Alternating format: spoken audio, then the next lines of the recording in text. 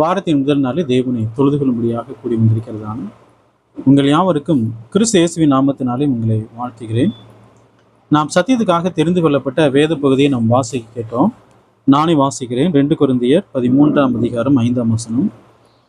நீங்கள் விசுவாசம் உள்ளவர்களோ என்று உங்களை நீங்களே சோதித்தறியுங்கள், உங்களை நீங்களே பரிசித்து பாருங்கள். இயேசு கிறிஸ்து உங்களுக்குள் இருக்கிறார் என்று உங்களை நீங்களே அறியீர்களா? நீங்கள் பரீட்சைக்கு இல்லாதெல்லாம் இருந்தால் அறியீர்கள். இந்த நாள் நம்ம எதை பற்றி நம்ம பார்க்க போகிறோம் அப்படின்னு கேட்டிங்கன்னா, விசுவாசத்தை குறித்து நம்ம என்ன செய்ய போகிறோம் பார்க்க போகிறோம். வேத வாக்கியம் எப்படிப்பட்டதான விசுவாசத்தை போதிக்கிறது, நம்முடைய விசுவாசம் எப்படி இருக்கிறது பாருங்க. 2 கொரிந்தியர் 13:5. நீங்கள் விசுவாசம் உள்ளவர்களோ வென்று உங்களை நீங்களே சோதித்து அறியுங்கள். ஒரு 2 வாரங்களுக்கு முன்பதாக 1 தீமோத்தேயு 1ஆம் அதிகாரம் 5ஆம் வசனத்தை நம்ம பார்த்தோம்.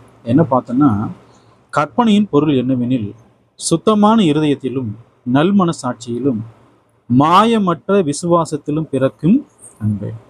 பாருங்க, அந்த வேத வாக்கியத்தில் சொல்லப்பட்டபடி யார் மாயமற்ற விசுவாசம் உடையவங்கள இருக்கிறாங்களோ அந்த மாயமற்ற விசுவாசத்தில் எப்படிப்பட்ட அன்பு பிறக்கும்?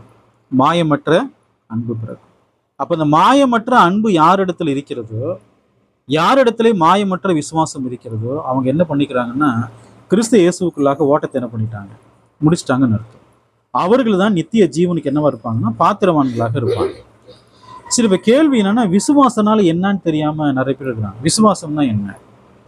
எல்லாருக்கும் தெரிந்த ஒரு வேத பகுதி எதுன்னா, எபிரேயர் புஸ்தகம் 11ஆம் அதிகாரம் 1ஆம் வசனம் தான். விசுவாசமானது நம்பப்படின் உறுதியும் காணப்படாதவைகள் நிச்சயம்.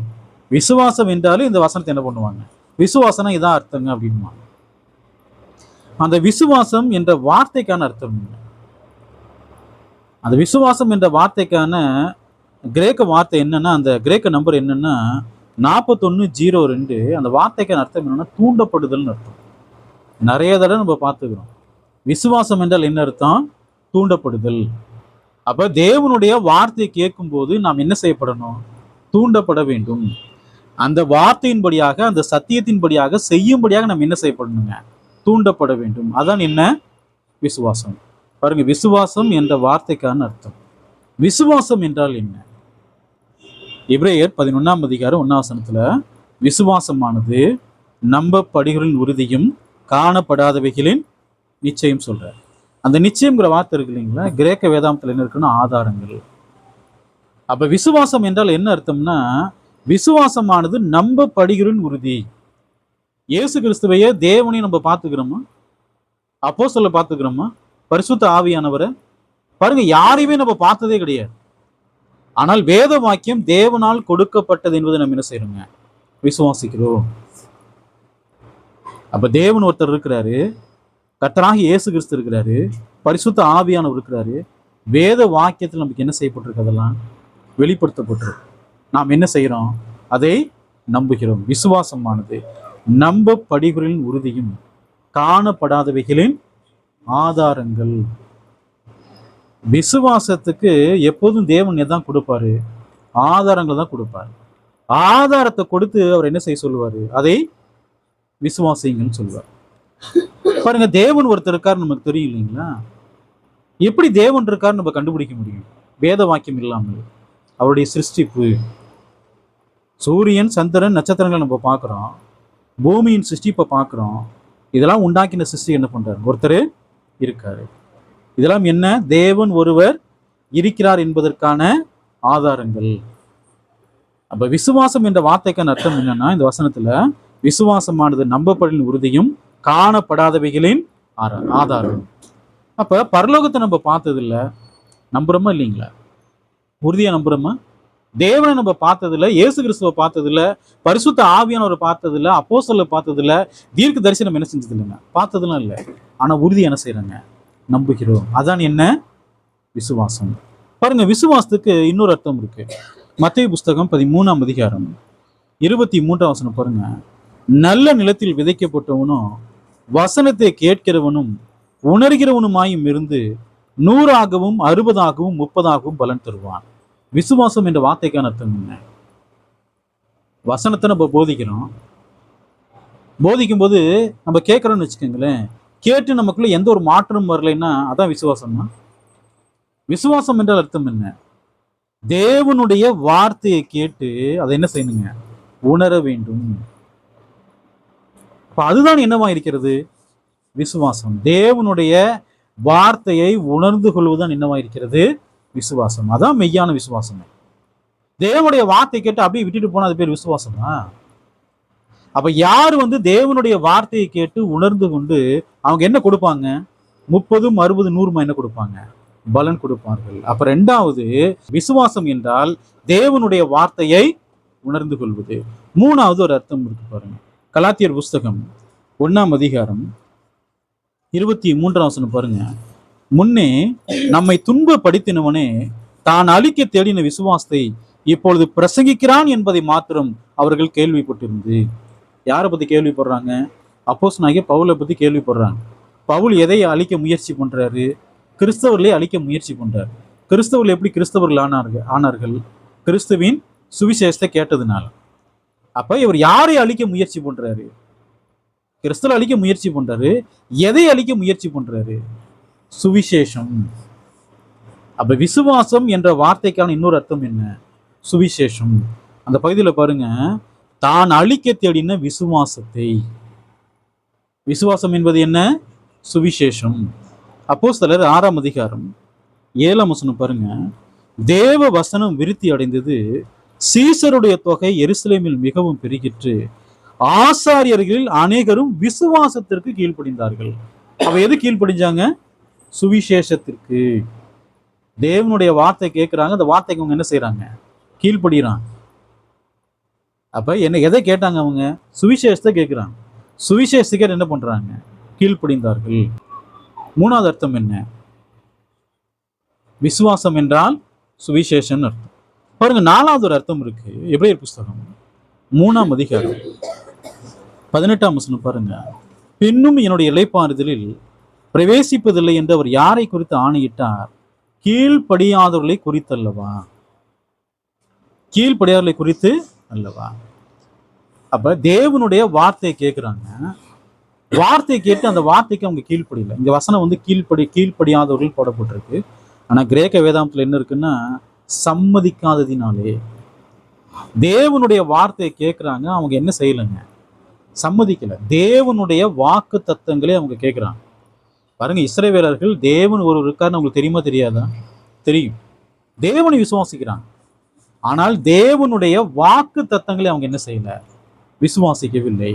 இப்ப நம்ம தேவனை விசுவாசிக்கிறோம், தேவனுடைய வாக்கு தத்தங்களை விசுவாசிக்கலைன்னா அது எப்படிப்பட்ட விசுவாசம்? அவிசுவாசம். கீழே சொல்றாரு பாருங்க 3:19. ஆதலால் அவிசுவாசத்தினாலே அவர்கள் அதில் பிரவேசிக்க கூடாமல் போனார்கள் என்று பார்க்கிறோம். அப்ப விசுவாசம் என்றால் அர்த்தம் என்ன? தேவனுடைய வாக்கு தத்தங்களை கேட்டு சம்மதிப்பது. ஆமா, தேவன் நிறைவேற்ற வல்லவர். அதான் என்னவா இருக்கிறது? விசுவாசம். பாருங்க, கானானை தருவேன் தேவன் வாக்கு தத்தம் பண்ணார். அதை அவங்க விசுவாசித்தாங்களா? அவங்க என்ன சொன்னாங்க? இந்த வனாந்திரத்திலே சாகும்படிதான் எங்களை அழைச்சிட்டு வந்தீங்களான்னு கேட்டாங்க. அவங்க தேவன் கானான் தேசத்தை கொடுப்பார் என்பதை அவங்க என்ன செய்யணுங்க? அப்ப தேவன் வனாந்திரம் என்ன பண்ணிட்டாங்க? அவங்கள அழிச்சு போட்டார். அப்ப விசுவாசம் என்பதுக்கு எத்தனை அர்த்தம் இருக்குது? வேத வாக்கியத்தில் தெரிஞ்ச வரைக்கும் 4 அர்த்தங்கள் இருக்கு. சரி, இப்ப நம்முடைய விசுவாசத்தை நம்ம என்ன செய்ய போறோம்னா, நம்ம சோதிச்சு நம்ம பார்க்க போறோம். பாருங்க, முதல்ல நம்ம பார்க்கலாம் மத்தேயு புஸ்தகம் 6ஆம் அதிகாரம் 30ஆம் வசனத்துல இங்க ஒரு விசுவாசத்தை பத்தி பேசுறாரு. என்னன்னு பாருங்க. அற்ப விசுவாசிகளே, இன்றைக்கு இருந்து நாளைக்கு அடிப்பிலே போடப்படும் காட்டு புல்லுக்கு தேவன் இவ்விதமாக உடுத்தி வித்தால் உங்களுக்கு உடுத்தி வைப்பது அதிக நிச்சயம் அல்லவா? என்ன சொல்றாரு? அற்ப விசுவாசிகளே. சரி, நம்முடைய விசுவாசம் அற்ப விசுவாசமா இருக்கிறதா? கேள்வி அது. அப்ப அற்ப விசுவாசிகள் எப்படி இருப்பாங்க? பாருங்க, ஏன் இயேசு கிறிஸ்து அவங்களை பார்த்து அற்ப விசுவாசின்னு சொல்றாரு? பாருங்க, வசனத்தை வாசிக்கலாம். மத்தேயு 6ஆம் அதிகாரம் 31, 32 பாருங்க. ஆகையால் எண்ணத்தை உண்போம், எண்ணத்தை குடிப்போம், எண்ணத்தை உடுப்போம் என்று கவலைப்படாதிருங்கள். அப்ப யாரெல்லாம் எண்ணத்தை சாப்பிட்றது, எண்ணத்தை உடுத்துறது, எண்ணத்தை குடிக்கிறது, யாரெல்லாம் நாளைய தினத்தை குறித்து கவலைப்படுறாங்களோ, அல்லது இன்றைய தினத்தை குறித்து யாரெல்லாம் கவலைப்படுறாங்களோ அவங்களாம் என்னவா இருப்பாங்க? அற்ப விசுவாசிகள். பாருங்க, நிறைய பேருக்கு கவலை இருக்கும், எதிர்காலத்தை குறித்து கவலையெல்லாம் இருக்கும். 10 வருஷம், 15 வருஷம், 20 வருஷம் கவலையெல்லாம் இருக்கும். நாளைக்கு நடப்பது நமக்கு என்ன ஆகாதுங்க, தெரியாது. அப்ப யாரெல்லாம் எதிர்காலத்தை குறித்து யாரெல்லாம் கவலைப்படுறாங்களோ, சாப்பிடுவதை குறித்து, உடுத்துவதை குறித்து, குடிப்பதை குறித்து யாரெல்லாம் கவலைப்படுறாங்களோ அவங்களாம் என்னவாதான் இருப்பாங்க, அற்ப விசுவாசிகள். அப்ப நம்முடைய விசுவாசம் எப்படி இருக்கிறது? நாளைய தினத்தை குறித்து நாம் கவலைப்படுகிறோம். இயேசு என்ன சொல்றாரு பாருங்க, 6:32, இவைகளை எல்லாம் அஞ்ஞானிகள் நாடி தேடுகிறார்கள், இவைகள் எல்லாம் உங்களுக்கு வேண்டியவைகள் என்று உங்கள் பரமபிதா. அப்ப என்ன புசிக்கிறது, என்ன குடிக்கிறது, என்ன உடுத்துறதுலாம் யார் தான் தேடி அலைவாங்க? அஞ்ஞானிகள், உலகத்தார். நமக்கு இன்னது தேவை என்பதை யார் அறிஞ்சுகிறா? பரமபிதா அறிஞ்சுகிறார். இப்ப நம்முடைய விசுவாசம் அற்ப விசுவாசமா இருக்கிறதா? மத்தேயு புஸ்தகம் 6ஆம் அதிகாரம் 34ஆம் வசனம் பாருங்க.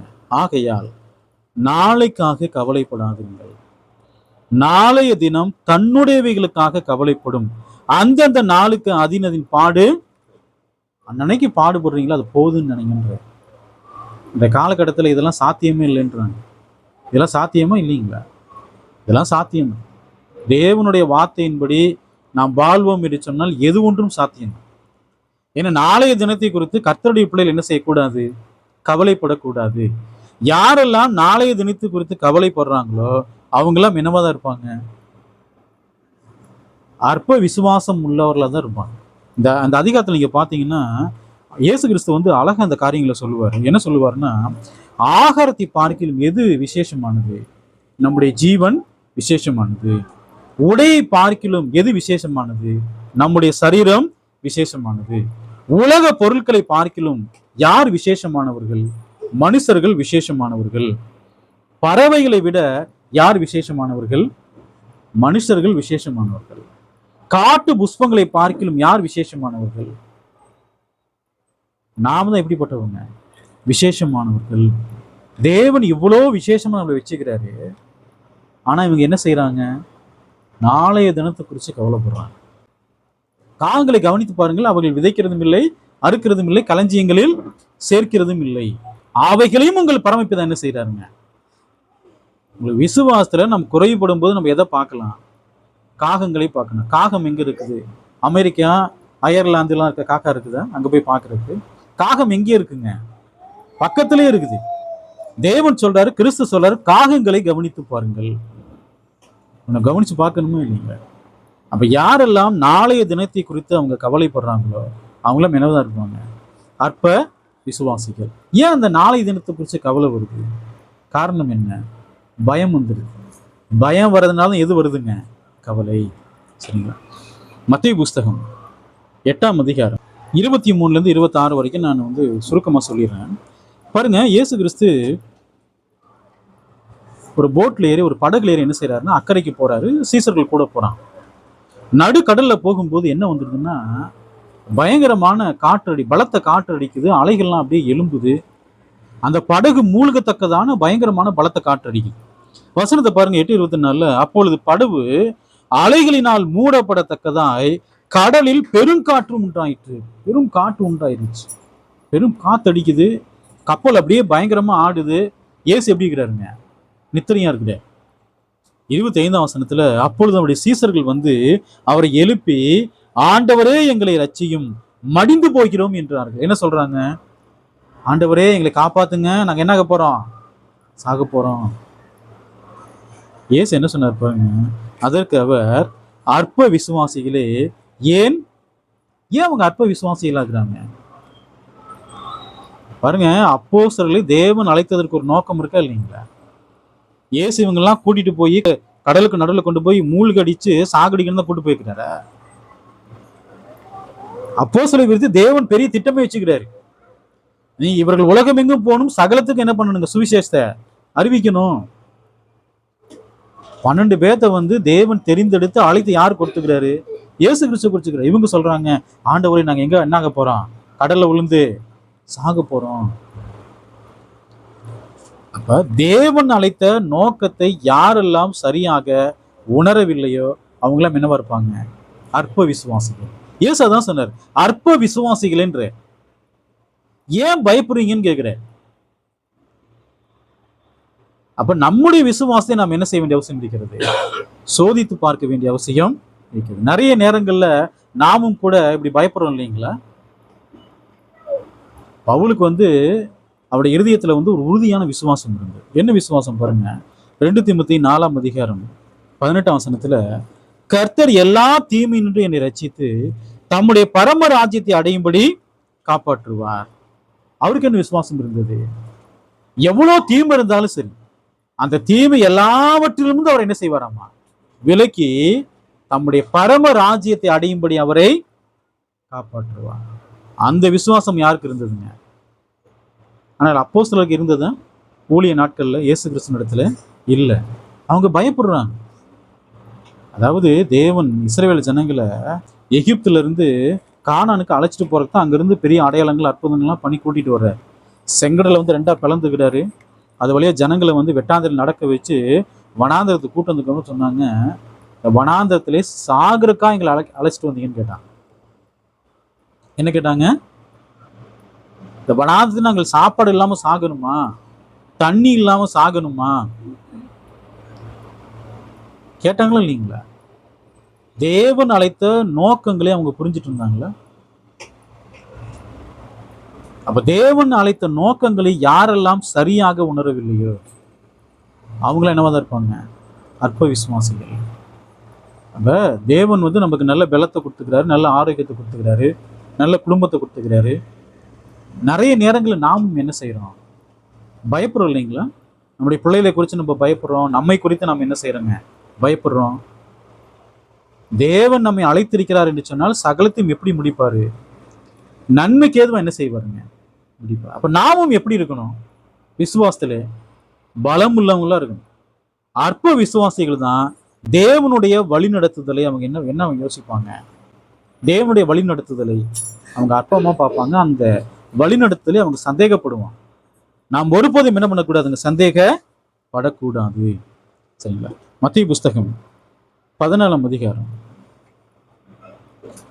30ஆம் வசனம் பாருங்க. காற்று பலமா இருக்கிறதை கண்டு பயந்து அமிழ்ந்து போகையில் ஆண்டவரே என்னை ரட்சியும் என்று கூப்பிட்டான். பாருங்க, அப்போஸ்தலர் படல் ஏறி போயிட்டாங்க. இயேசு கிறிஸ்து நடு ஜாமத்துல என்ன பண்றாருங்க? கடல் மேல் நடந்து வர்றாரு. நடந்து வரும்போது எல்லாரும் ஆவின்னு பயப்படுறாங்க, அசுத்தாவின்னு பயப்படுறாங்க. இயேசு சொல்றாரு, நான் தான், பயப்படாதீங்கன்றார். உடனே பேதுரு சொல்றாரு, ஆண்டவரே நீரே ஆனால் நானும் என்ன செய்யணும்? ஜலத்தின் மேல நடந்து உம்மிடத்திலே நான் வர வேண்டும். இறங்கி நடக்கிறாரு. நடக்கும்போது பாருங்க, வசனத்தை வாசிக்கிறோம். மத்தேயு 14:30, காற்று பலமா இருக்கிறதை கண்டு பயந்து அமிழ்ந்து போகையில் ஆண்டவரே என்னை ரட்சியும் என்று கூப்பிட்டான். இயேசுவை நோக்கி நடக்கும்போது அவருக்கு எந்த பிரச்சனையுமே இல்லை. ஆனா எதை பார்க்கிறாரு பார்த்தீங்களா? காற்று பலமா இருக்கிறதை கண்டு. யோவான், பேதுரு, யாக்கோப்லாம் யாரு? இவங்களாம் மீனவர்கள், கடல்ல மீன் பிடிக்க போறவங்க. கடலை பற்றி நல்லா இவங்களுக்கு தெரியுமா தெரியாதுங்களா? ஆனால் அடித்த பலத்த காற்றுனால ஒருத்தர் படகுல இருந்து கீழே விழுந்துட்டாருன்னா அவர் என்ன ஆயிடுவாரு? மூழ்கிடுவார். அவருக்கு நல்லாவே தெரியும். அப்ப இறங்கி நடந்து போறாரு. இயேசுவை நோக்கி பார்த்துட்டு போகும்போது எந்த பிரச்சனையுமே இல்லை. சுத்தி எதை பார்க்கிறாருங்க? பலத்த காற்றை பார்த்த போதுதான் என்ன ஆயிட்டாரு? பயந்து விட்டார். பயந்த போது என்ன ஆயிட்டாரு? அமிழ்ந்து போயிட்டார். அமிழ்ந்து போகும்போது யாரை கூப்பிடுறாரு? ஆண்டவரே ரட்சியும். படகுல இருந்து எது வரைக்கும் நடந்து போயிட்டாரு? இயேசு கிறிஸ்து கிட்ட வரைக்கும் வந்துட்டார். வந்ததுக்கு அப்புறம் சுத்தி என்ன செய்யறாருங்க? பார்க்கிறாரு. பார்த்த போது என்ன ஆயிட்டாரு? அமிழ்ந்து போயிட்டார். இயேசு கேட்கிறாரு. உடனே இயேசு கை நீட்டி அவனை பிடித்து, அற்ப விசுவாசியே. அப்ப தேவனுடைய மகத்துவங்களை பேதுரு உணர்ந்து கொண்டிருந்தாரு. இதே பேதுரு தான் எங்க இருந்தாருங்க?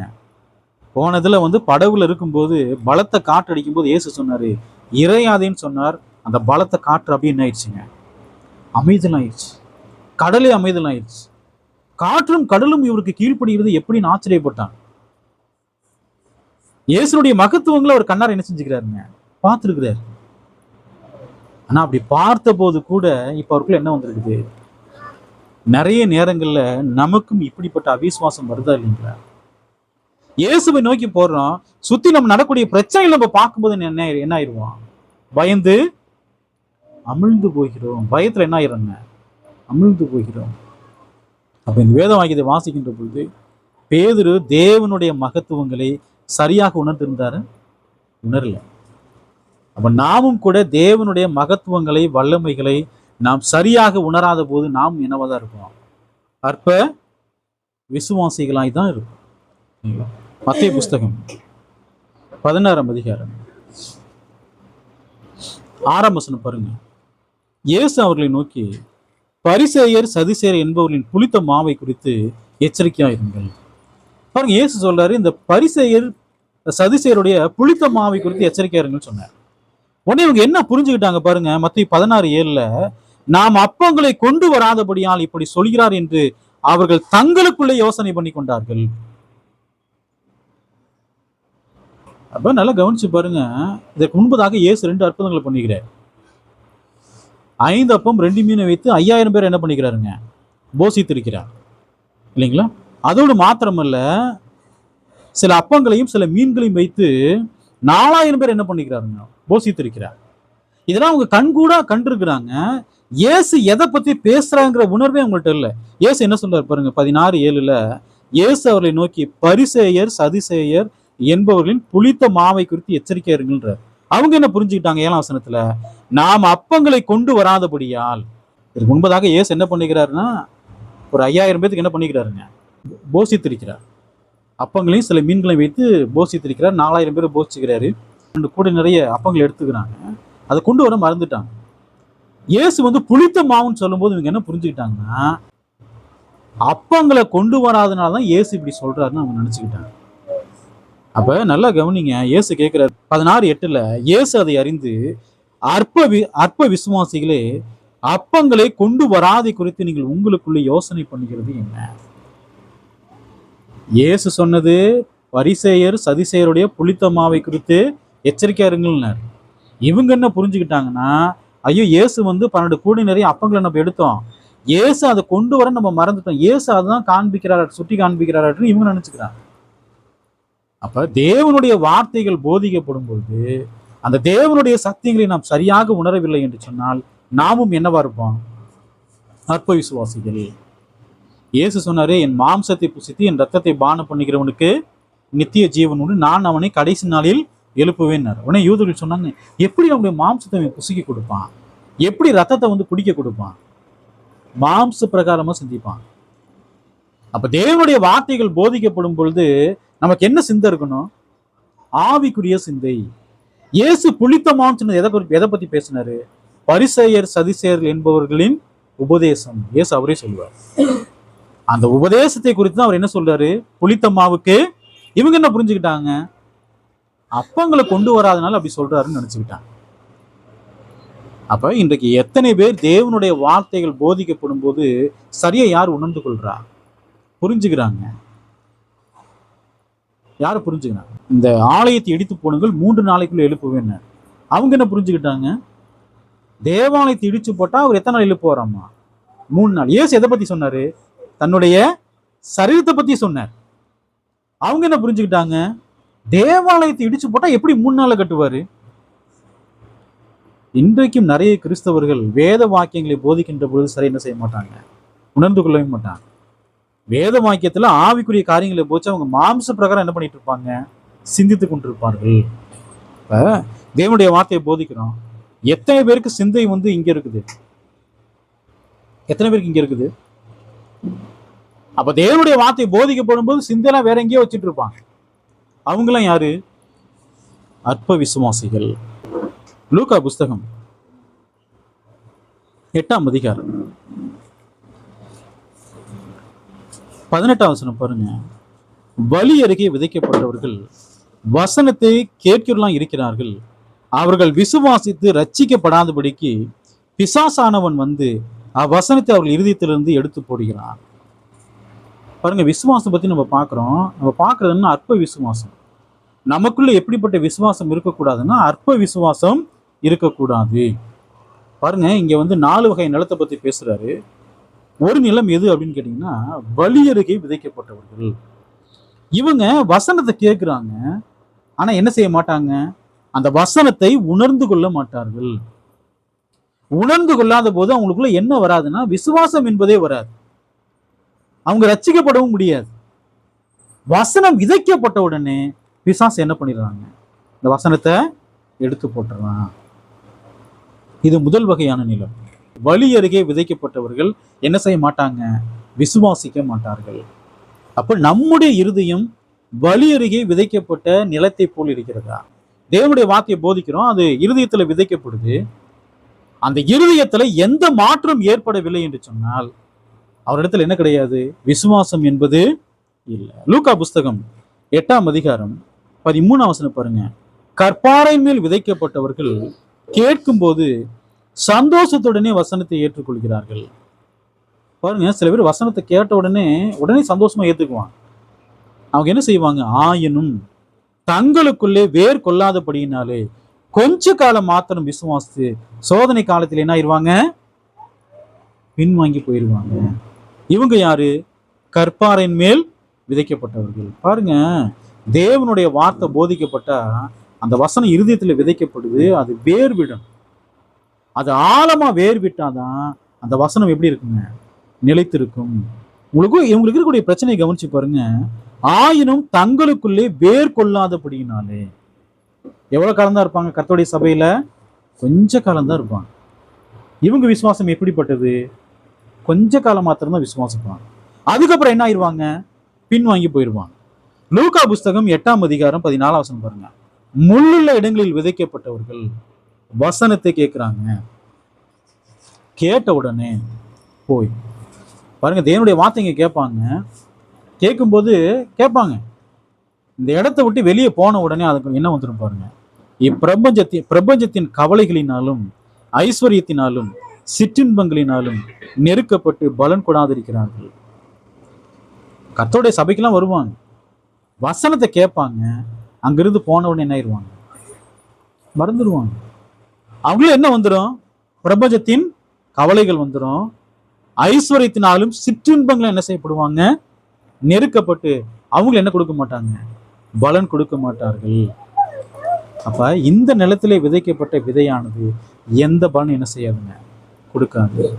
பாருங்க, 4வது சொல்றாரு பாருங்க, லூக்கா 8:15.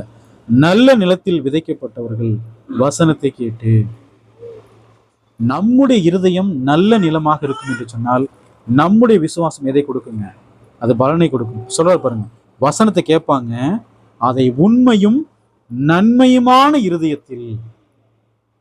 வசனத்தை கேட்டு யாரு பலன் கொடுக்குறாங்களோ அவங்க இருதயம் எப்படிப்பட்ட இருதயமா இருக்கும்? உண்மையும் நன்மையுமான இருதயமா இருக்கும். அவர் சொல்ல பாருங்க, அந்த இருதயத்தில் அந்த வசனத்தை காத்து எப்படி பலன் கொடுப்பாங்களா? பொறுமையுடனே பலன் கொடுக்கிறவர்களாக இருக்கிறார்கள். அப்ப நம்முடைய நிலம் எந்த வகையான நிலமா இருக்கிறது? நல்ல நிலமா இருக்கும் என்று சொன்னால் நம்ம எப்படி பலன் கொடுப்போம்? பொறுமையோடு நம்ம பலன் கொடுப்போம். நம்முடைய இருதயம் எப்படிப்பட்ட இருதயமா இருக்கும்? உண்மையும் நன்மையுமான இருதயமாக இருக்கும். நம்முடைய விசுவாசத்தை நம்ம என்ன செய்யணும்? நாம் சோதிச்சு நம்ம பார்க்கணும். நம்முடைய விசுவாசம் அற்பமான விசுவாசமா இருக்கிறதா? அற்பமான விசுவாசமா இருக்கிறவர்கள் தேவனை குறித்து அவங்க சிந்திக்கவே மாட்டாங்க. தேவனுடைய வாக்கு தத்துவங்களை குறித்து அவங்க சந்தேகப்படுவாங்க. தேவனுடைய வல்லமைகள் என்ன செய்ய மாட்டாங்க? உணர மாட்டார்கள். தேவனுடைய வசனங்கள் போதிக்கப்படும் போது அவங்க வேறு காரியங்கள் என்ன செய்வாங்க? சிந்திப்பாங்க. இவங்கெல்லாம் யாரு? அற்ப விசுவாசிகள். அப்ப நம்முடைய இருதயம் நல்ல நிலமா இருக்கும் என்று சொன்னால் நம்முடைய விசுவாசம் எப்படி இருக்கும்? அது மாயமற்ற விசுவாசமா இருக்கும். 1 தீமோத்தேயு 1:5 கற்பனையின் பொருள் என்னவெனில் சுத்தமான இருதயத்திலும்.